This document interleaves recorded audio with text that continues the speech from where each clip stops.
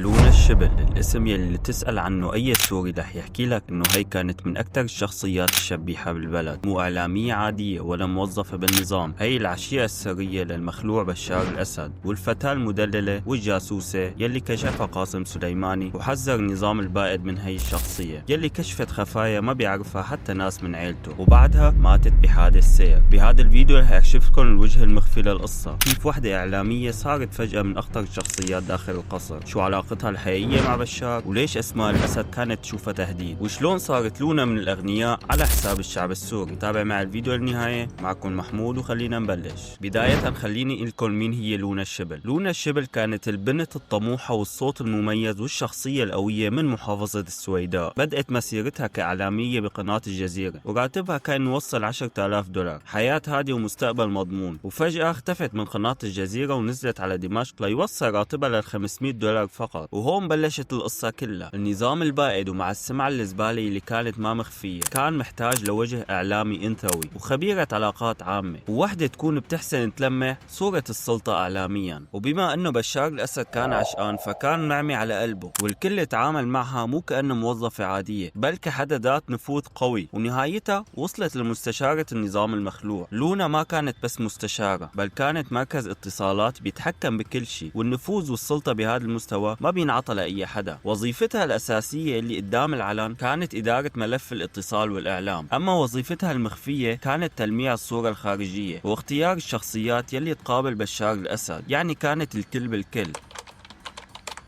الإشاعة بلشت لما لونا أخذت نفوذ أكثر من صلاحيتها، وبلشت الشكوك، وخصوصا إنه هي الشخصية مو من العائلة، وهذا الشيء فتح أبواب التأويل والإشاعات. ومع هي الإشاعات ما طلع النظام ونفى هذا الشيء لحد اليوم يلي طلعوا الفيديوهات يلي كلنا شفناهم، ويلي بخلينا نشوف إنه هي العلاقة كانت أقوى من الشغل. وحسب الناس اللي كانت علاقتهم مع لونا قوية كانت تحكي لهم إنه تتمنى إنه تموت أسماء الأسد وقت انصابت بالسرطان، قناعة منا إنه هي اللي بتستاهل إنه تكون السيدة الأولى. وهون بتبدأ النقطة الحساسة بالقصة. وجود لونا ما كان بس نفوذ سياسي، المشكلة إنها قريبة أكثر من اللازم. وبمجرد ما بلشت علاقتها ببشار تكون واضحة، التوتر بين لونا وأسماء صار علني. أسماء كانت شايفة لونا تهديد، مو جماليا لا، تهديد لمكانتها السياسية بالقصر. وبهي الفترة بلش الضغط على لونا من كل الجهات، كل ما تكبر قوتها يكبر عدد اللي بدهم يشيلوها من منصبها. بس الشيء اللي ما حدا بيحكي عنه إنه لونا كانت متجوزة، وجوزها كان صديق بشار الأسد وكان له منصب قوي بالحكومة. ولليوم هذا السؤال يلي ما حدا اكتشف إجابة، إنه هل عن جد كان شايف كل شيء وساكت، أو المي كانت عم تمشي من تحته.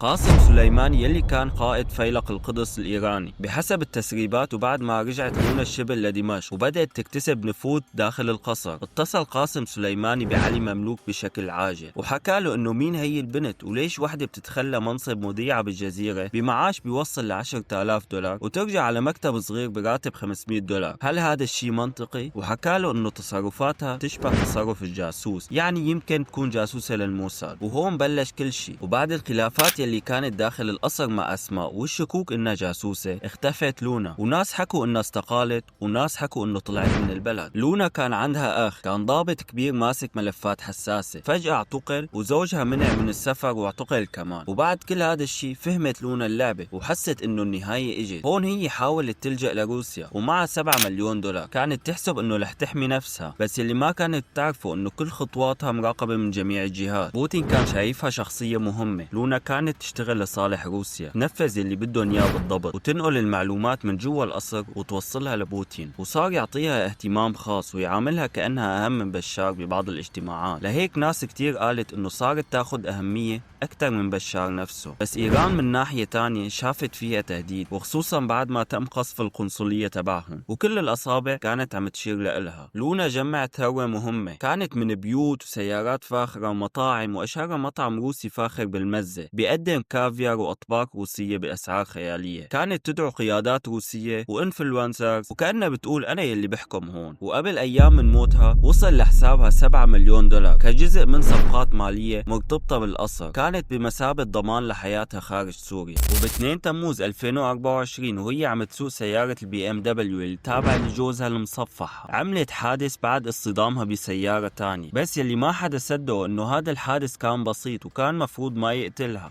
المصادر الداخلية قالت إنه السيارة اللي صدمتها كانت تابعة لجهاز أمني، نزلوا منها عناصر وكملوا عليها لأنه ما كانت ميتة، وهون انقفل الملف نهائيا. ومن كم يوم طلعت صور مسربة، الصور بتظهر لونا الشبل تحت التعذيب بكل وضوح، كدمات وإصابات بالجسم، وكل هي الصور أكدت شي واحد إنه ماتت تحت التعذيب ومو بحادث سيارة عابر. لونا الشبل ما كانت شهيدة ولا ضحية، كانت وحدة من أدوات النظام وواجهة من واجهات القمع يلي تعذب فيها الشعب سنين طويلة.